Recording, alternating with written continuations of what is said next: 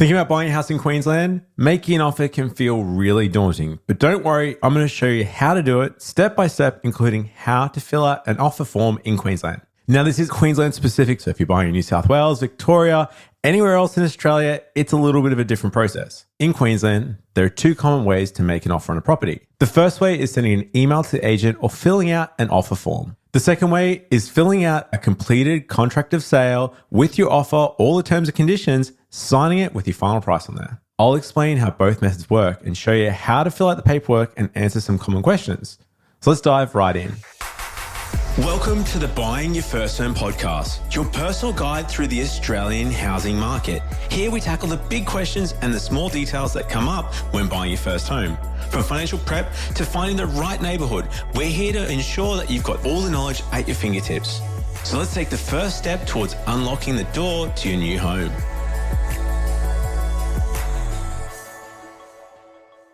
Listen, it can be completely frustrating. You might find the right home on a Saturday. The agent sticks a contract to sale under your nose and says, all right, sign this if you want to go ahead. You might freak out, and I see this happen all the time. So instead of that happening to you, I'm going to explain how all this works. Number one, sending an email or completing and making an offer form. Now, first of all, this is an informal written offer. Basically, you're writing an email to the agent, lining out the details or filling out what you'd like to make an offer on this property. Generally, it's going to include the price you're offering, any conditions like subject to building and pests, finance, etc. The nice thing about this method is it's pretty straightforward and a lot less formal. You're not signing anything, you can change your mind and walk away because you haven't signed any contracts and you haven't really bound yourself to anything.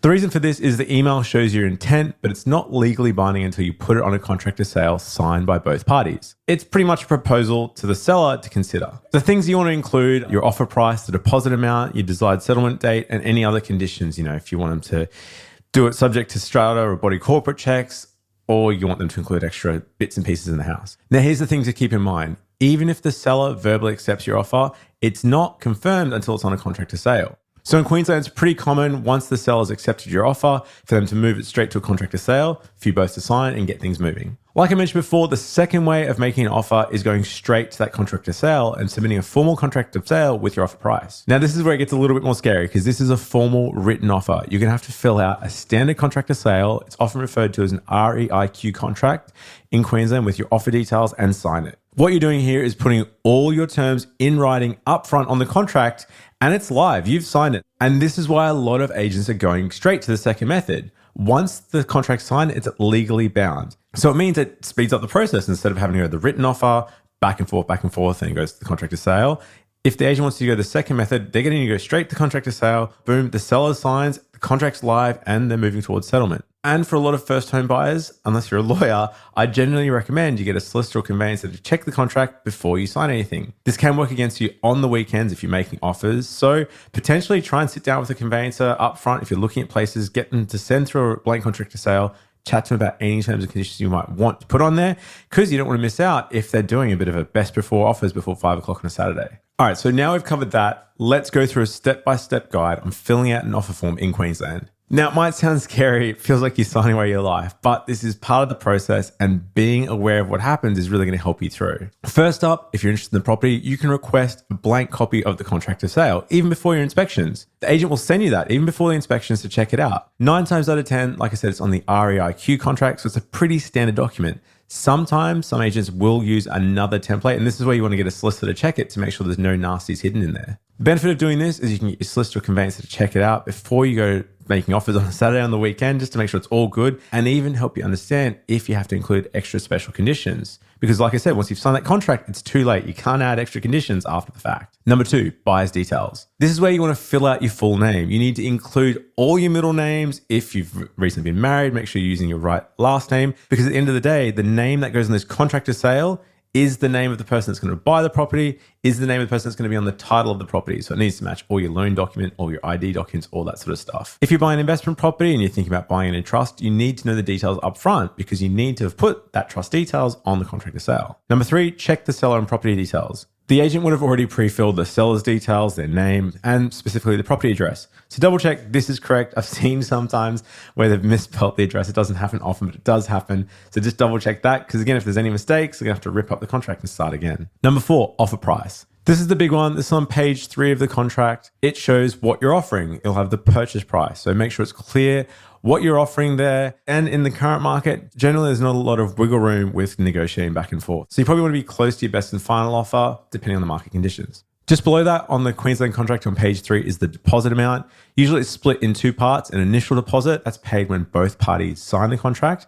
And then a balance deposit, that's paid once the conditions are met and the contract becomes unconditional. So if you've got 14 days finance, for example, you'll pay the initial deposit today and then the balance deposit in 14 days once you've ticked that finance box. The total deposit's generally negotiable. Most agents are looking for 5 to 10% of this deposit amount. So if you're buying a place for $500,000, you might do an initial deposit of $1,000 and then a balance deposit of say $24,000. So the total you've paid on the contract deposit is $25,000.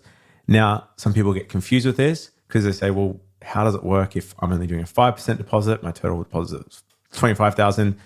How does that work with a bank? What happens is you'll get a receipt for the deposit. So the agent will say, hey, Jaden's already put $25,000 in my trust account. When it goes to get to settlement, the bank says, well, Jaden had to pay a total of $26,000, total bank deposit. He's paid $25,000. So on the day of settlement, you're going to have to pay the difference, an extra $1,000. If you're not sure, the contract also says the deposit holder account on that page 3. You can double check with your solicitor if you're not sure about which account in BSB to send it through, or even the timing. The solicitor will usually say like, oh, your deposit's due on Monday, your initial deposit, and your balance deposit's due in 2 weeks on Tuesday or something like that. The next one is your finance clause. This is for your loan approval. So if you need a home loan and you want to do a subject to finance clause, this is where you can specify 14 days from the contract date, potentially for your finance approval, or 7 days if you want to be really competitive. You can also choose to put a specific date on there. So if you want to put the 1st of March or something like that, you can do it if you want to shorten those terms. And if you bought at auction, the finance date will just be completely blank, meaning you're unconditional. There's no finance clause at all in the contract. Next one is building and pest clause. A lot of people buy a property subject to a building and pest clause to make sure there's no major structural or pest issues with the property. Again, you can sort of tick this box. You can put in a specific date, or you can put literally right in there, 14 days from contract date. Settlement date, it's on page 6.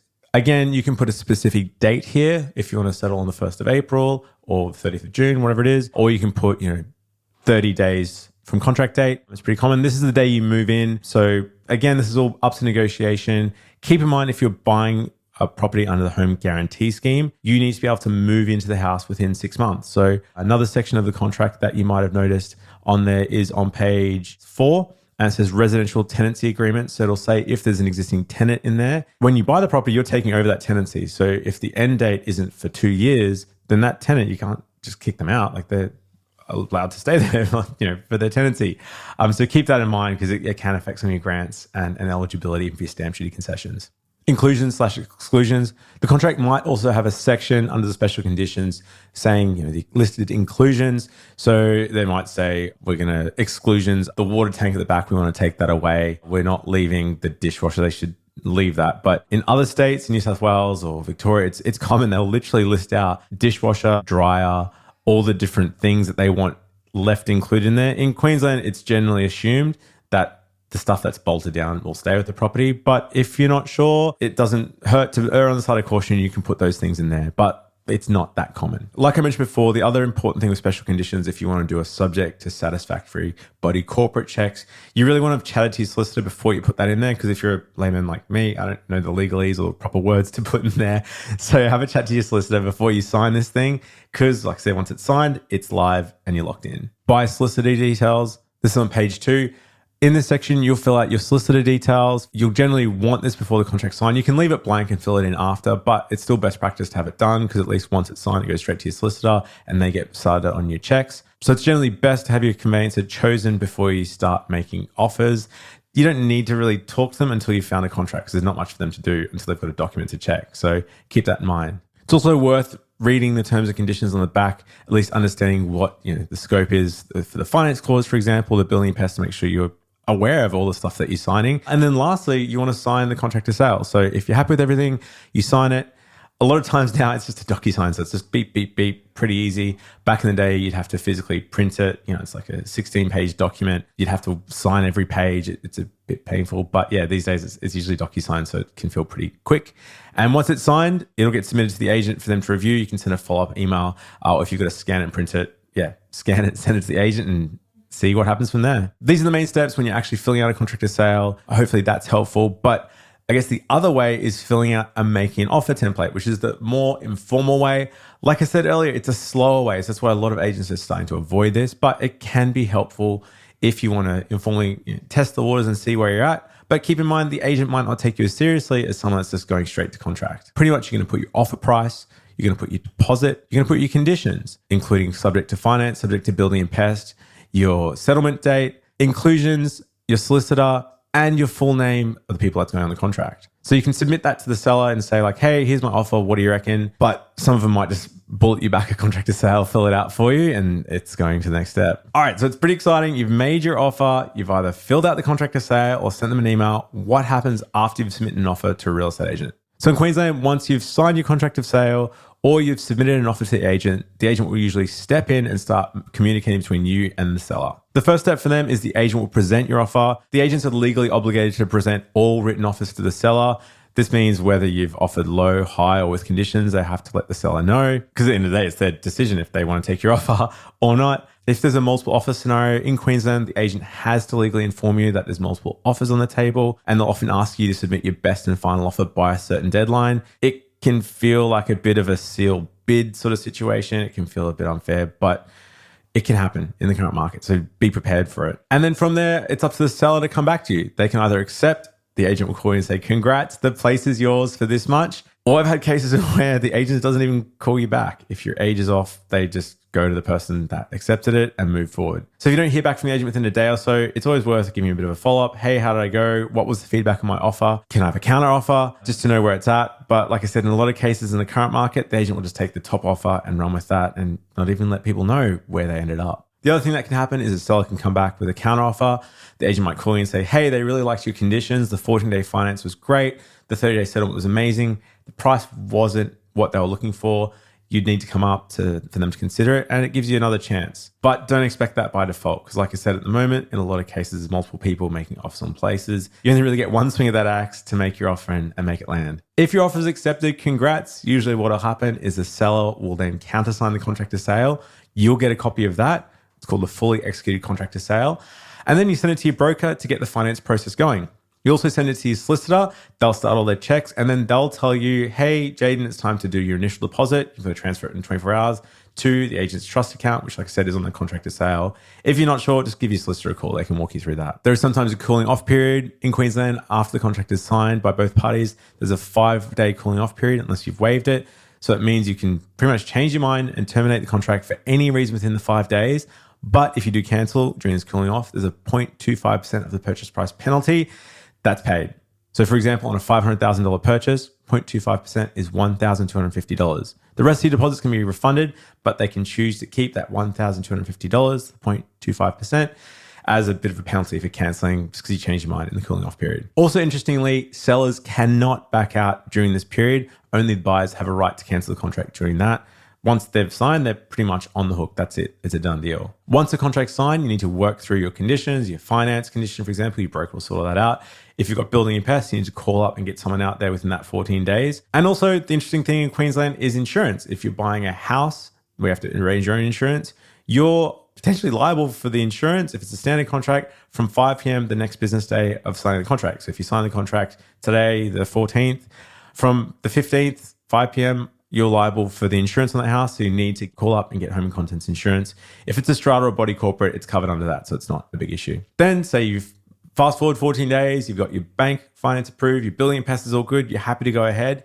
That's when you go unconditional. Your solicitor will generally contact you. They'll email you because they love having stuff in writing, asking if you've satisfied the finance and building and pest clause. You say, yep, I'm happy to move forward unconditional.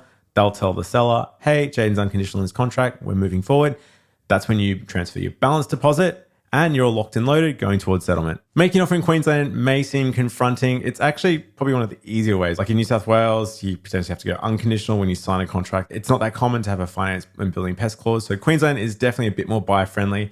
So although it seems a bit confronting having to sign a contract of sale, it's worth getting used to and getting comfortable with that process, because when the right place comes up, you want to be able to jump on it and not miss out. At Hunter Galloway, we're the home for home buyers across Australia. If you want help with getting your finance approved quickly, and stress-free, we're here. We help home buyers all across Australia, but we're based in Brisbane, so we have a lot of expertise dealing in Queensland with home purchases with quick deadlines and having to move stuff quickly. If you want to get a free assessment or just have a chat about your future plans, hit us up at huntergalloway.com.au. We'd love to help you out. And until next time, thanks for watching.